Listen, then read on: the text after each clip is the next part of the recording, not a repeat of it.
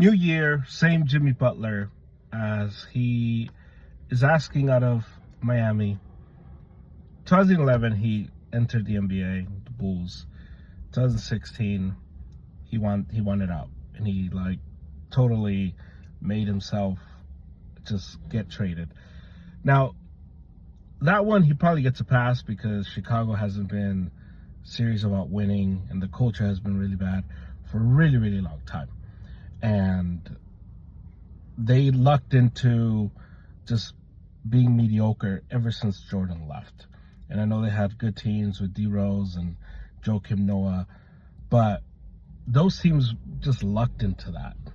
They none of it was planned, none of it was good roster building as we have seen just what they've done over the last few years.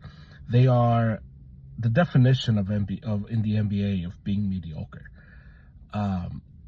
And so he goes to Minnesota, Wiggins, Cat, and you think, okay, maybe Minnesota's going to do something. Tibbs was there, and he hated it there. Didn't want to play with Wiggins. Didn't want to play with Cat. And over the years, maybe you look at that situation and say, well, Jimmy's a competitor, and those guys aren't as competitive as Jimmy Butler. And he totally makes a mess of that situation, gets traded to Philly. Kind of makes a mess out of that situation too. They pick Tobias Harris and they pick Ben Simmons over Jimmy Butler. He lands in Miami, and we think, okay, well, maybe now he's going to be happy. He's in Miami. And there was weird instances where it looked like Spoelstra almost was willing to get in a fight with him, which is weird.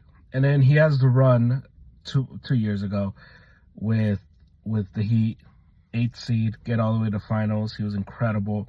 Now, Jimmy Butler has never been anyone that you would consider a top 10 player in the NBA. Never.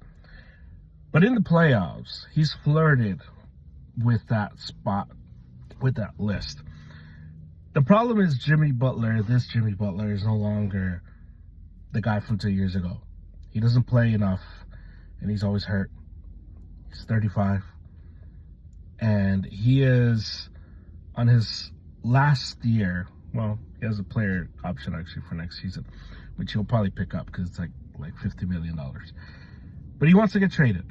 Last week, I think they asked him about whether he could find joy playing with the Heat, and he said, "I don't think so." The problem with Jimmy Butler has is that this NBA is not the NBA of 2 years ago. The NBA used to be the place where the superstars would get upset and the superstars would get what they wanted. And we've seen this over and over again. We've seen how Anthony Davis, he was looking to get traded from the Pelicans. Boston was super interested. And his agents were like, hey, don't trade for him. He's not going to stay. He's going to go to the Lakers. And the Lakers got their guy. We've seen James Harden quit on the Rockets.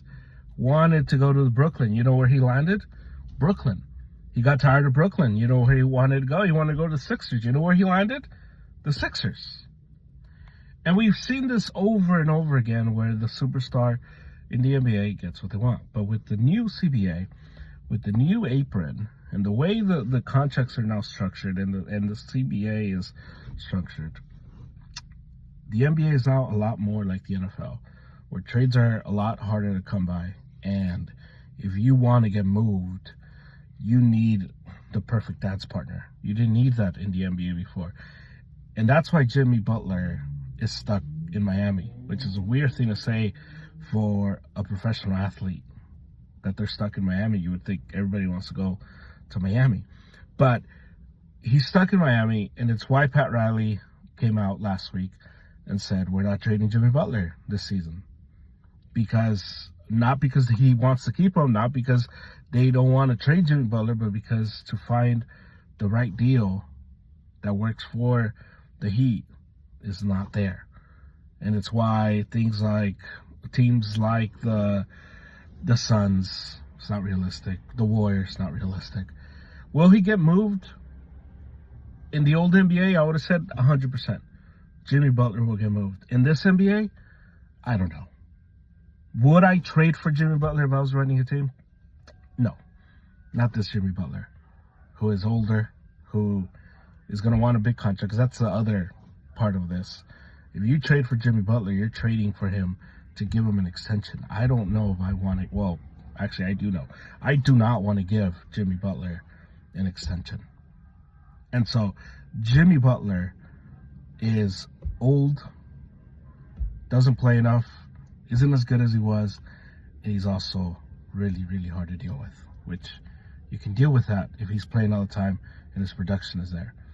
You don't put up with that if he isn't playing all that much and he just becomes a distraction who's more focused on selling his overpriced coffee than he is about playing basketball. So we'll see what happens with Jimmy Butler. But in 2025, Jimmy Butler is the same guy he's been since 2017.